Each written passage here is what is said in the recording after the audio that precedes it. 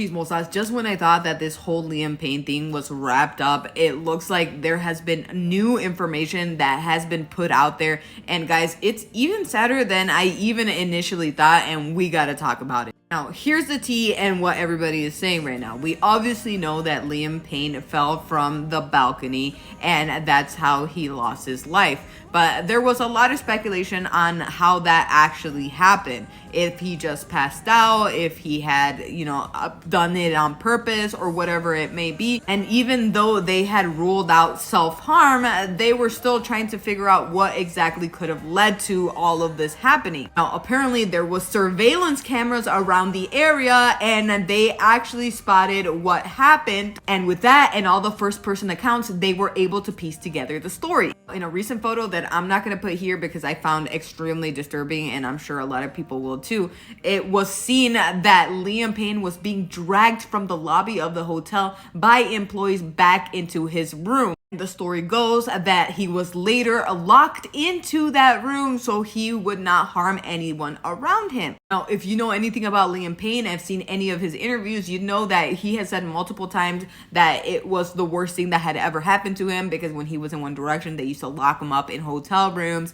and that he used to hit the sauce pretty hard because of that. Now, obviously, because of this reason and all the trauma he's went through, he didn't like being locked up, so he was going to try to find a way out of there. Now, the article says that it was obvious that Liam told the employees he did not want to be in the room and would use the balcony as an escape, because one of those employees called 911 minutes later and said they feared he might use the balcony and accidentally hurt himself. But regardless, they still locked him in there, and that's when everything happened. With the evidence that they found on his body, it was very clear that he was planning his escape. He had a bag, he put on a hat, and you could see in the pictures prior to that he didn't have that. So obviously he went to the room, he planned his escape, and then that is probably when he was trying to skip over to the next balcony and may have lost consciousness or slipped and fell. This theory is supported by the police report, which says 2 days after Liam's passing, a hotel employee went to the second floor room right below Liam's and discovered a brown leather bag, not the bag strapped to his shoulder,